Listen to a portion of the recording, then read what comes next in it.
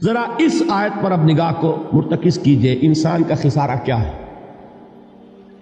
دیکھیے، سب سے پہلے میں آپ کی توجہ دلاؤں گا، ذرا آنکھیں کھول کر قلب حساس کے ساتھ نوع انسانی کا مشاہدہ کیجئے، کیسے کیسے دکھ، کتنی تکلیفیں، کتنی محنت، کتنی مشقت ہے جو ہر انسان کا مقدر۔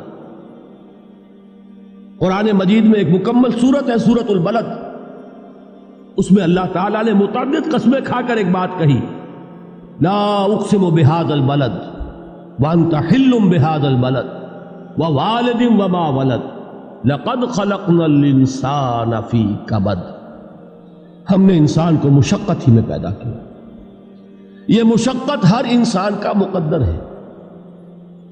لوگ گھروں کو چھوڑ کر آئے ہوئے ہیں، کہاں کہاں انسان جاتا ہے، یہ اس دنیا میں محنت اور مشقت۔ ہاں، ایک مغالطہ ہو جاتا ہے کہ شاید یہ محلوں میں رہنے والے جو ہیں انہیں کوئی مشقت نہیں، انہیں کوئی دکھ نہیں، حالانکہ حقیقت یہ نہیں ہے۔ جو جتنا امیر ہے آپ دیکھیں گے اس کی جسمانی مشقت کم ہے، ذہنی کوفت زیادہ ہے۔ ٹرینکولائزرز کی انہیں ضرورت پڑتی ہے، انہیں سیڈیٹیوز چاہیے، خواب آور دوائیں مزدور کو نہیں کبھی ضرورت پڑے گی۔ وہ 8 گھنٹے کی محنت کرنے کے بعد ایسا سوتا ہے کہ وہ صبح ہی کی خبر لے گا۔ اور یہ وہ لوگ ہیں کہ جن کو ہپنوٹکس، خواب آور دوائیاں، سیڈیٹیوز، مسکن ادویات، یہ سارا لیبلیم اور یہ ویلیم اور یہ فلاں اور یہ فلاں، یہ کن کے ہاں جاتے ہیں؟ ذہنی سکون اور اطمینان انسان کو حاصل نہیں۔ کسی کی جسمانی مشقت ہے، کسی کی ذہنی مشقت۔ میں آپ کو یاد دلانا چاہتا ہوں مہاتما گوتم بدھ کا معاملہ۔ 30 برس کی عمر میں کپل وستو کا شہزادہ محل کو چھوڑ کر نکل گیا، جوان بیوی کو سوتا ہوا چھوڑ کر گیا، شیر خوار بچے کو چھوڑ کر گیا۔ راجدھانی میں رہنے والا محل کا باسی، جسے یہ معلوم ہے کہ باپ کے بعد مجھے یہ سلطنت ملنے والی ہے، کیوں گیا؟ کبھی کبھی آپ نے سوچا؟ اس نے انسان کے غم اور دکھ کا مشاہدہ کیا۔ اس نے دیکھا کوئی اندھا ہے، ٹھوکر کھا کر گر رہا ہے، کوئی والدین کھڑے ہوئے رو رہے ہیں اور ان کی نگاہوں کے سامنے ان کا نہایت محبوب بچہ دم توڑ رہا ہے اور وہ کچھ نہیں کر سکتا۔ اس نے سوچا یہ صدمہ کیوں ہے انسان کا، یہ دکھ اس کا مقدر کیوں ہے؟ اس صدمے سے، اس دکھ سے نجات پانے کی بھی کوئی شکل ہے کہ نہیں؟ انسانوں کی ایک عظیم اکثریت، شاہ ولی اللہ دہلوی رحمۃ اللہ علیہ کے الفاظ ہیں کہ وہ لدو اونٹ اور کولو کا بیل بن کر زندگی بسر کرتی ہے۔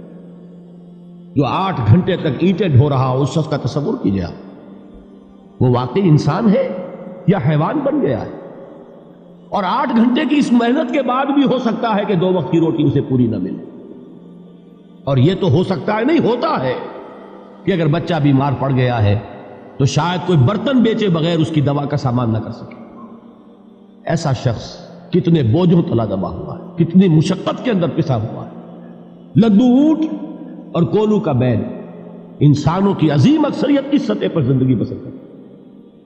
لیکن آپ کو معلوم ہے کہ کولو کے بیل کے لیے مشقت ہی مشقت ہے، اس کے احساسات یہ نہیں ہیں جو کہ ان سے انسان کو جو صدمہ پہنچتا ہے۔ ایک بیل کو اس سے کوئی غرض نہیں کہ اس کا کوئی بچہ بھی تھا کہ نہیں تھا، اس کو کوئی بخار ہوا ہے یا کیا ہوا ہے، اس صدمے سے وہ بیل بچا ہوا ہے۔ گھوڑے کو کوئی پتہ نہیں کہ میرا بھی کوئی اولاد میری ہے یا نہیں ہے اور مجھے اس کا کوئی صدمہ ہے یا دکھ ہے، کوئی پتہ نہیں۔ لیکن انسان کا معاملہ یہ ہے کہ والدین کو جو جو دکھ دیکھنے پڑتے ہیں اپنے بچوں کے لیے، اپنی اولاد کے لیے۔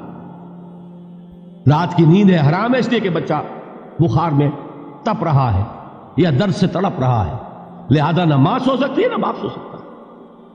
میں نے ایک موقع پر دیکھا، لاہور میں کیروسین آئل، اس زمانے میں ابھی سوئی گیس نہیں آئی تھی اور اکثر و بیشتر جو ہے یہی مٹی کا تیل جو ہے ایندھن کے طور پر استعمال ہوتا تھا، اس کی شارٹیج ہو گئی تھی۔ تو کئی فرلانگ لمبی قطاریں لگتی تھی ان دکانوں کے باہر، ڈپوں کے باہر، اور ایسے ایسے منظر بھی کہ ایک خاتون برقع پوش، ایک گود میں بچے کو لیے ہوئے، ایک کی انگلی پکڑے ہوئے، بوتل ہاتھ میں لیے ہوئے تیل کے لیے، اور کئی گھنٹے کھڑی ہے دکان۔ یہ مشقت انسان جھیلتا ہے کہ نہیں؟ غالب نے اس کا نقشہ کھینچا ہے کہ رنج سے خوگر ہوا انسان تو مٹ جاتا ہے رنج. مشکلیں اتنی بڑی مجھ پر کہ آسان ہو. ہم بھول جاتے ہیں، ورنہ واقعہ یہ کہ قلب حساس ہو اگر اور قید حیات و بند غم اصل میں دونوں ایک ہیں. موت سے پہلے آدمی غم سے نجات پائے کیوں. اچھا یہ تو ہوا لقد خلقنا الانسان فی کبد. حیوانات کا معاملہ ایک اور اعتبار سے آسان ہے. ان سے کوئی محاسبہ بھی ہے کیا؟ کوئی جواب دہی بھی ہے؟ کوئی ان کو اللہ کے حضور میں کھڑے ہو کر اپنے اعمال کا حساب بھی دینا؟ نہیں.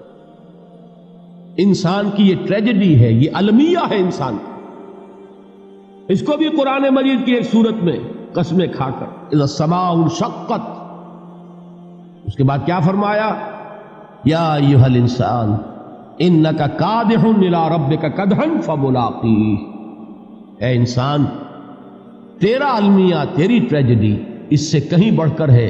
تجھے صدمے پر صدمے جھیلتے ہوئے، مشقت پر مشقت برداشت کرتے ہوئے ایک روز اپنے رب کے حضور میں بھی کھڑا ہوگا، جواب دہی بھی کرنی.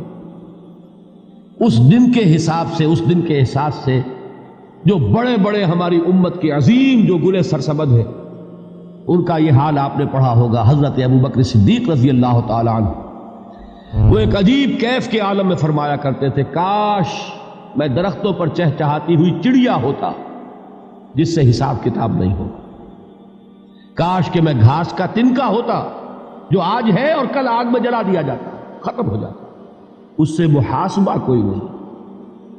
وہ جس کے احساس سے کہ حضرت عمر جو ہے اپنے انتقال کے وقت سخت بے چین تھے.